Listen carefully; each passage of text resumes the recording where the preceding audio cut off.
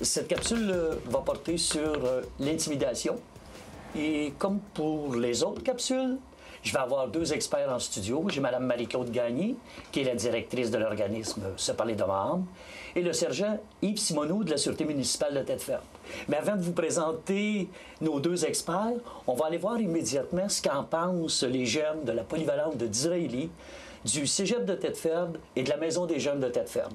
Donc, la première question que nous leur avons posée, c'est... Quand quelqu'un se moque de quelqu'un d'autre là, pour des raisons pas valables. C'est une chose que la personne aime pas, que tu répètes plusieurs fois. Ou le pousser. Le pousser. Ouais, c'est l'intimidation. Mais c'est la violence aussi. Verbale puis conjugale. C'est de rabaisser l'estime de quelqu'un par des gestes, des paroles, genre juste par un regard. À tous les jours. Chaque jour, jusqu'à en faire des années. Et tout ça, juste... Puis, Eh bien, Mme Marie-Claude, M. Yves, vous avez vu ce que pensent nos jeunes? Mme Marie-Claude, comment on peut définir l'intimidation? Bien, premièrement, je trouve bon, les jeunes, d'avoir répondu ça parce qu'ils ont plusieurs éléments de la réponse. Fait que l'intimidation, c'est un ensemble de gestes, de comportements ou de paroles qui est de manière répétitive, comme ils l'ont bien dit, dans une intention de nuire. Puis souvent, il y a un contexte d'inégalité de pouvoir. L'intimidation aussi, c'est pas toujours de façon directe que ça va être fait. Il va y avoir la manière indirecte. Exemple, répandre une rumeur, pas directement à la personne, mais ça va avoir des incidences néfastes sur la personne visée. Puis c'est pas toujours volontaire. On fait un geste, on pense pas quelle ampleur ça va prendre, puis finalement, ça va vraiment atteindre la victime. Fait qu'en gros, ça serait ça, l'intimidation. Monsieur Simoneau, bon, on a donné justement plusieurs exemples. Les jeunes nous ont donné, Mme Marie-Claude nous a expliqué. L'agression physique, pousser quelqu'un, est-ce que c'est de l'intimidation? Ça fait partie d'un geste qui peut être vu dans un contexte d'intimidation. Pousser une personne, donc ce geste de violence physique-là, si on va aller voir dans le code criminel. Et ça serait une accusation de voie de fait. Donc, toute accusation de voie de fait, c'est de la violence physique. Je ne suis pas obligé nécessairement non plus de la toucher. Si je la pousse, c'est clair, elle va probablement tomber. Je la bouscule. Mais il pourrait avoir aussi un geste menaçant sans toucher la personne. Par exemple, quelqu'un qui montrait le poing près de la figure, il ne l'a pas atteint. Mais ça reste que c'est un geste c'est menaçant, c'est une violence physique, même s'il ne lui touche pas.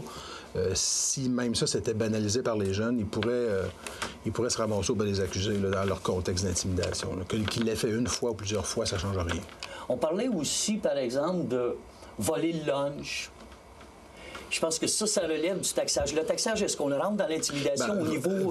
Voler le lunch et le taxage, moi, je le vois en deux volets. Voler le lunch, c'est un vol. OK. Donc, tout le monde comprend c'est quoi un vol. Là. Il va s'approprier ce qui n'est pas sa propriété.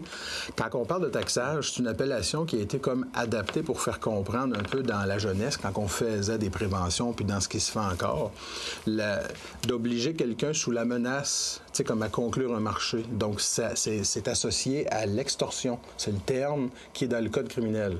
Donc, je vais te menacer de te frapper ou de te bousculer. Bon, peu importe le crime, si, par exemple, demain, tu ne m'amènes pas à manger, si tu ne me donnes pas 20 $, il y a comme un genre de marché avec la menace qui plane au-dessus de ça, donc c'est de l'extorsion. Difficile peut-être à comprendre dans certains niveaux scolaires, fait que le mot taxage a été adapté pour ça.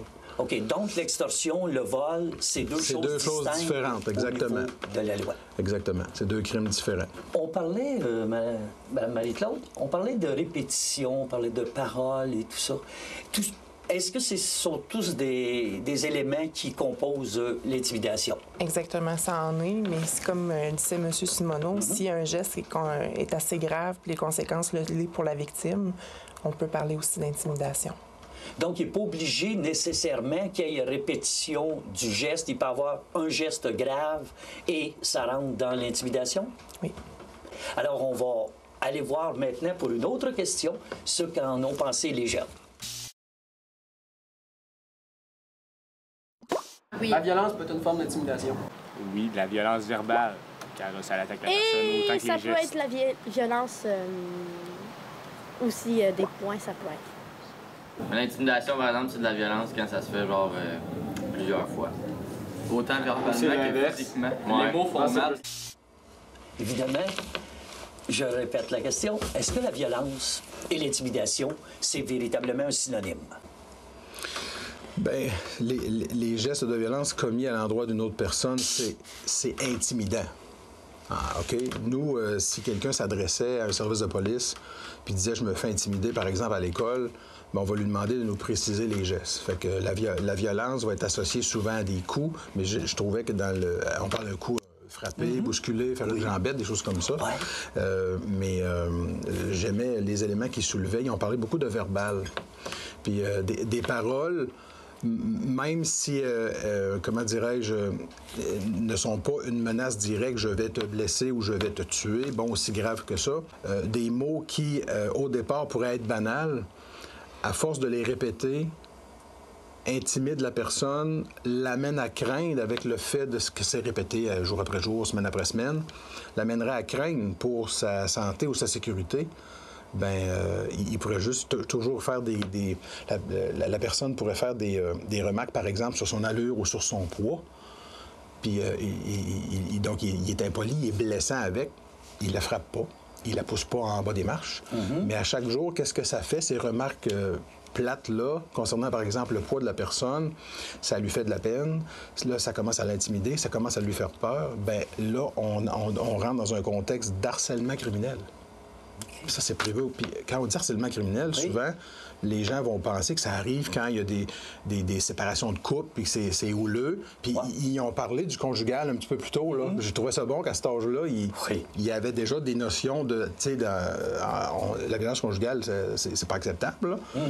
Mais on dirait qu'on entend dans les médias, bien, il y a eu du harcèlement, ils se sont laissés, ils la suivaient en auto. Mais moi, je suis déjà intervenu dans un dossier où est-ce que la personne disait des méchancetés sur le poids et l'apparence physique d'une plus jeune à l'école, puis c'est arrivé parce que la personne en est venue à des idées suicidaires. Et quand on est informé de ça, on est intervenu. Le procureur de la Couronne a dit il l'a jamais frappé, il l'a jamais bousculé, il l'a jamais menacé de mort ou de détruire un bien, mais il a toujours créé de la peur chez sa personne-là, voulant attenter à ses jours à 12-13 ans. On avait une accusation pouvant être déposée d'harcèlement criminel. Fait que c'est très grave en pensant que ça pousse pas ou ça blesse pas ou il n'y a pas de lésion.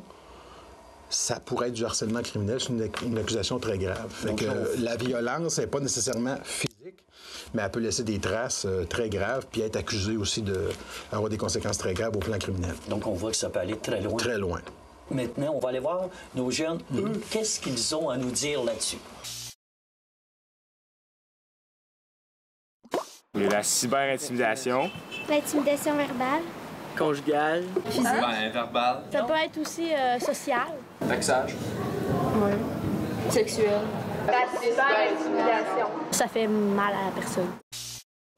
C'est quoi les formes d'intimidation? On voit qu'il y en a plusieurs, les jeunes en ont identifié, mais on va peut-être essayer d'en faire des étapes. Exactement. Il y a 4 grandes formes d'intimidation. La première, qui a été nommée, c'est l'intimidation physique. Fait que c'est porter atteinte à l'intégrité physique d'une personne. Après ça, on a aussi l'intimidation verbale qui va porter atteinte à l'intégrité psychologique, comme qui parlait justement des idées suicidaires, atteinte à l'estime de soi de la personne. On va être plus dans cette catégorie-là. Par la suite, on a aussi l'intimidation matérielle pour venir porter atteinte aux objets de la personne, tout ce qui appartient, mais aussi dans son milieu de vie, soit par les détruire ou les faire disparaître. Puis le dernier, c'est l'intimidation sociale. C'est porter atteinte à la réputation de la personne. Ça va venir briser les liens d'appartenance à son groupe. Okay. Justement, il y a une des jeunes qui a identifié l'intimidation sociale. Moi, j'ai été surpris d'entendre ça de la part des jeunes.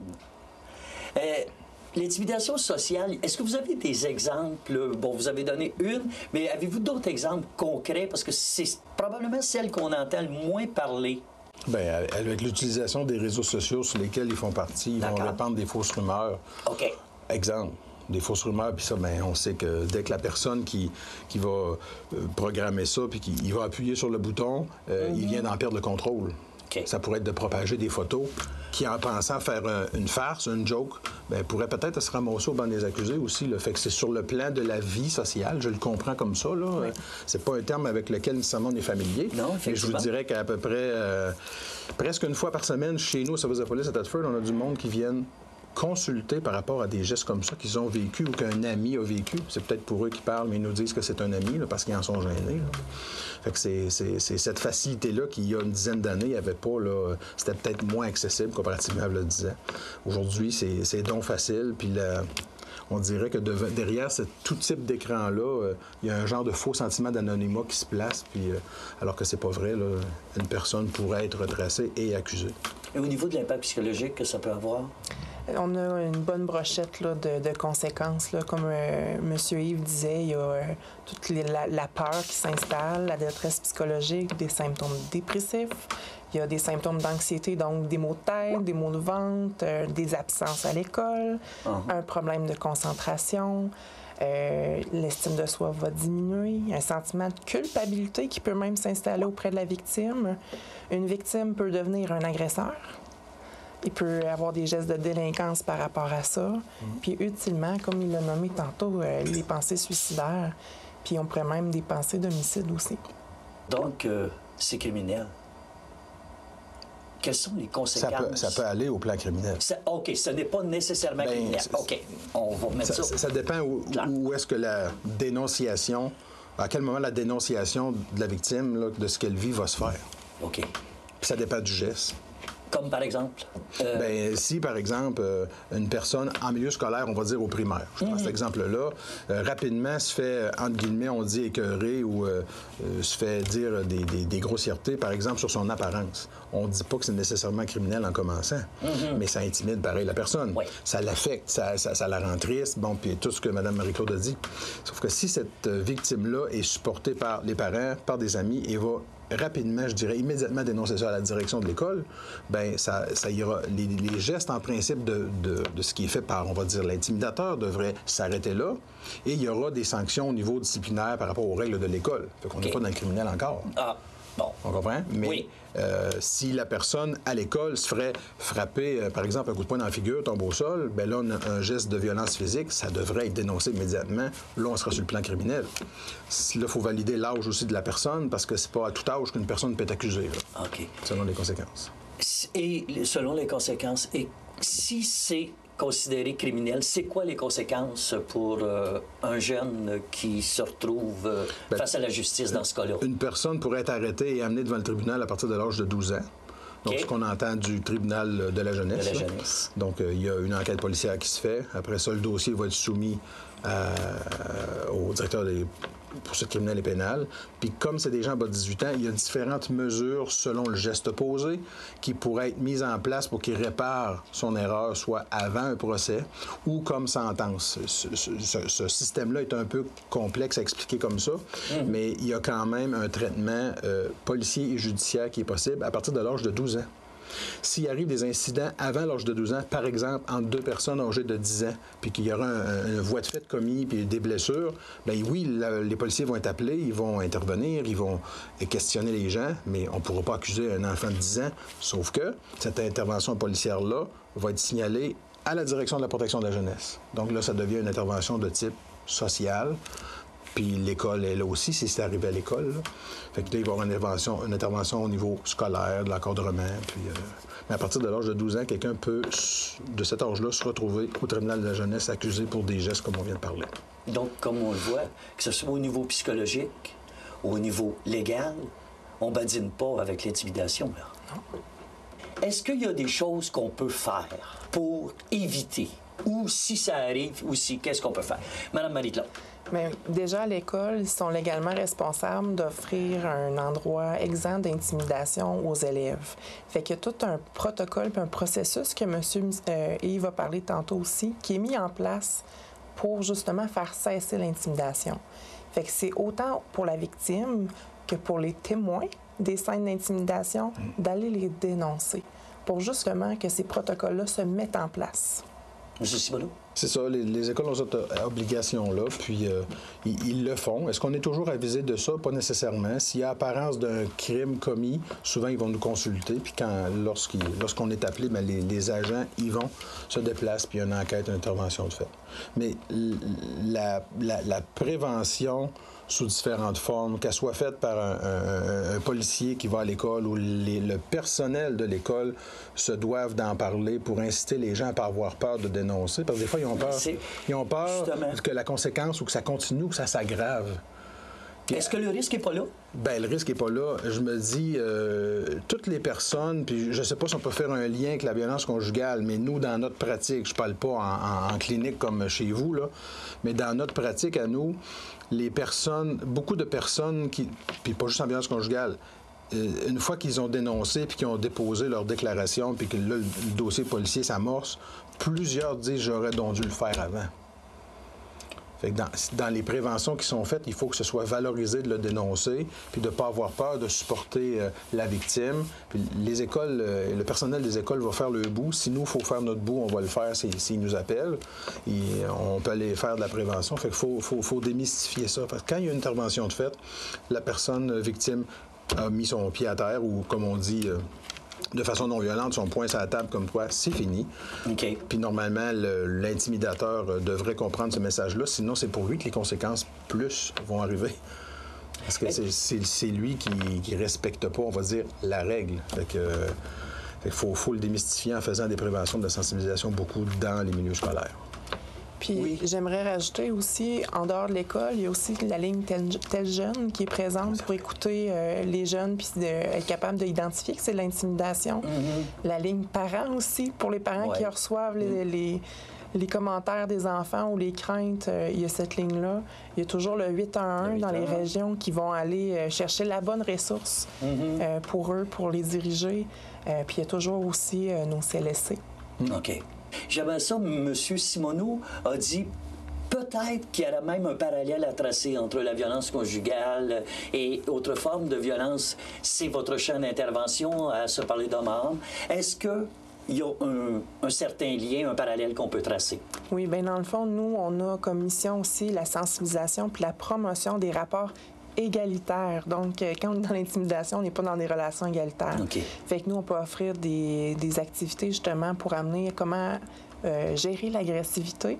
Puis c'est quoi des comportements égalitaires? Quel type de communication puis de résolution de conflits on peut avoir lors de situations X, là, dont l'intimidation. Et ça, c'est pour les jeunes, là? Oui, 12-17 ans. Bon, on a vu l'importance des rapports égalitaires. On a vu l'importance d'en parler. De ne pas non plus avoir peur de dénoncer. On sait qu'il y a des ressources qui existent. Pour conclure, en fait, cette capsule, qu'est-ce qu'on doit se rappeler au départ, au niveau strictement que criminel ou légal? Quelles sont les choses que les jeunes doivent avoir en tête lorsqu'on parle d'intimidation? Bien, ces gestes-là qu'on ne voudrait pas se faire faire, il ne faut pas le faire aux autres. Puis en pensant peut-être faire une farce, on pourrait se ramasser au banc des accusés ou avec d'autres conséquences disciplinaires dans l'institution que tu fréquentes et peut-être même des conséquences au niveau parental à la maison. Fait que il y a des conséquences à ça. Puis quand la personne est enquêtée par la police, bien, ça fait parler les gens. Puis peut-être que l'enquête révélera que finalement, il n'y a pas de crime.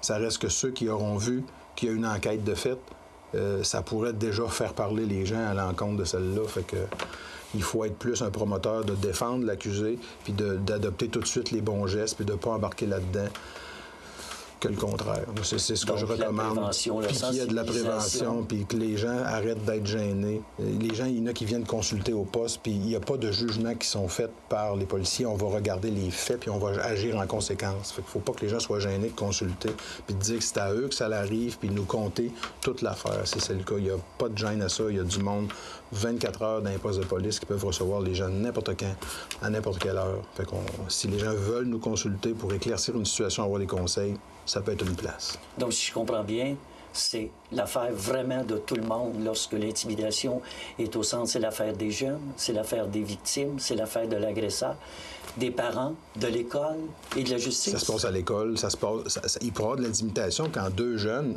amis qui vont à la même école sont ensemble dans un même milieu de travail aussi, là. Aussi. Donc, il faut que l'employeur, à la rigueur, pourrait être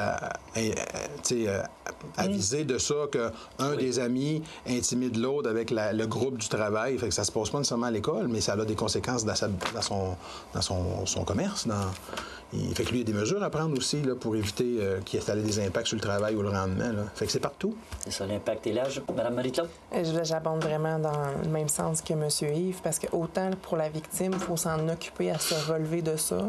Les témoins, il faut qu'ils sortent du silence, parce que qui ne dit rien consent.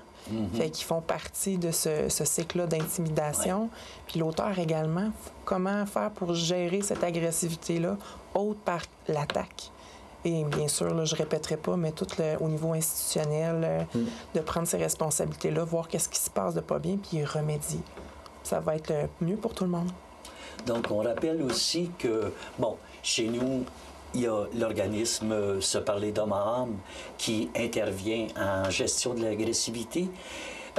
Il y a tel jeune à qui on peut se référer, la ligne parent. Info Santé, c'est le 811. Le CLSC, comme on a mentionné aussi, notre service de police qui, justement, vient de dire, n'est pas là nécessairement pour tout de suite taper sur les doigts de quelqu'un, mais pour écouter. Je pense que, donc, le mot-clé, c'est en parler, puis aller voir un adulte, les ressources. Exactement. Bien, je vous remercie beaucoup. Merci.